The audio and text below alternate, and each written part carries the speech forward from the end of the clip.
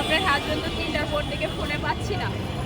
তখন আমার আর মাথা ঠিক নেই আমি কী বলেন, পরে বিভিন্ন নাম্বারে ফোন দিলাম, রাতটা কোনোভাবে করে। পরের দিন সকালবেলা আমি অফিসে গেলাম, যাই ও স্যারদেরকে বললাম। ওর স্যারে আবার এক স্যারের থানায় ফোন দিচ্ছিল। ও চাকরি করে দক্ষিণ খান আপনার ইয়েতে, ওই যে নিপাত চাকরি করে। ওখানে গেছি, যাওয়ার পরে ওই স্যারে আমার ফোন দিয়েছিল, স্যারের পরে উনি ফোন ধরে না। ওখানে গেছি, যাওয়ার পরে স্যারে বলছিল যে একটা ডিউটি করে রাখো, ওরাও যেটি তোমার ওই শ্বশুর বাড়ি থেকে ওরা বলতেছে ওইটা আমার মামলা দিতে ছেলে না পাই। পরে আমি এর জন্য গেলাম, যাওয়ার পরে ওরা একটা কি লেখলো, লেখা আমি বললাম যে নাম্বারটা টেক করা লেগে, ওরা বলতেছে যে নাম্বার বন্ধ আছে, আমরা টেক করতে পারবো না। ওখানে আমি সাধারণ মানুষ দেখে আমারও ওরা হেল্প করে দেয়। পরে আমি কী করলাম, ওখান থেকে চলে আসলাম। চলে আসা পরে ওদেরকে আবার ফোন দিলাম যে জিটিমিটি কোনো কিছুই তো নিলেন না, তো কয় এটাই অভিযোগ, যেটা বলছি কয় এটাই অভিযোগ হলো, তো আমাকে একটা কাগজ দিবে, তাই না? তারা আমাকে কোনো কাগজও দেয় নেই, কোনো কিছু নাই।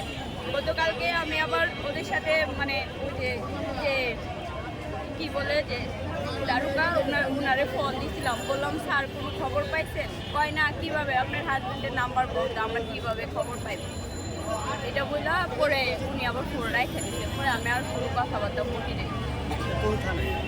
এটা হলো দক্ষিণ থানা। আপনাদের বাসা কোথায়, কোন জায়গায় থাকতেন? আমার বাসা হলো দক্ষিণ খানে, দক্ষিণ খান ওই অফিসের এখানে আমার বাসা। স্বামী কোনো রাজনৈতিক দলের সঙ্গে যুক্ত ছিল? না না, কোনো কিছুর সাথেই আমার হাজবেন্ড ছিল না। আমার কি কারণে এটা হয়েছে আপনি কি ভাবছেন? আমার সন্দেহের কারণ ছিল, আমার যে বলছিল যে আমার হাজবেন্ডের কোনো মেয়ের সাথে এফআইআর আছে কিনা, এরকম করেই পরে অফিস থেকে লোক পাঠাইছে যে মেয়ে মানে কথাবার্তা কি বলবো কিনা, ওই মেয়ে বাসায় আছে। ঠিক আছে, তো এখন আমার সন্দেহ হচ্ছে আমার হাজবেন্ড কি কেউ মেরে ফেলছে না কোনো কিছু, মানে এমনিটি হেরে গেছে, মানে আমার মাথায় কিছু কাজ করতে পারতেছে না যে কোথায় সে আছে। এখন আপনার দাবিটা কি বলবেন? আমার দাবি আমার হাজবেন্ড কোথায় আছে, আমি আমার হাজবেন্ডে খুঁজে পাইতে চাই। খুঁজে না পেলে আমি বিষয়গুলো জানবো না যে কী হয়েছে, কোথায় আছে, কীভাবে আছে, আমি মানে জানতে পারতেছি না। আমি খুব মানসিক চাপে আছি।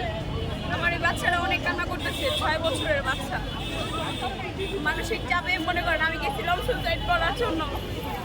পরে আমার বাসার মানুষ বলে যে তুমি আগে ঠিক হও, মানে আমি কী করবো, আমার মাথায় কিছু কাজ করতেছে না।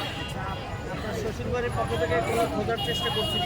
শ্বশুরবাড়ির এরা আমার উল্টা আরো বলে, কয় কি আমার মামলা দিয়ে দিব, কয় কি আমার ছেলেরে খোঁজানো কোথায় গেছে, ওরাও আমার কোনো হেল্প করতেছে না।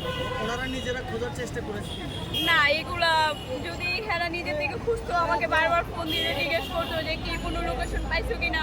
শ্বশুরবাড়ির এরা আর উল্টা আমাকে হুমকি দিতেছে, আমাকে এটা সেটা অনেক কিছু বলতেছে। আমি এই আর মানসিক চাপ আমি নিতে পারতেছি না, কখন আমি রাস্তায় হয়তো বা মরে টরে যাই। আমার স্বামী কি সত্যি অন্য কোনো রিলেশনে আছে ছিল কিনা বা এরকম ধারণা আছে কিনা?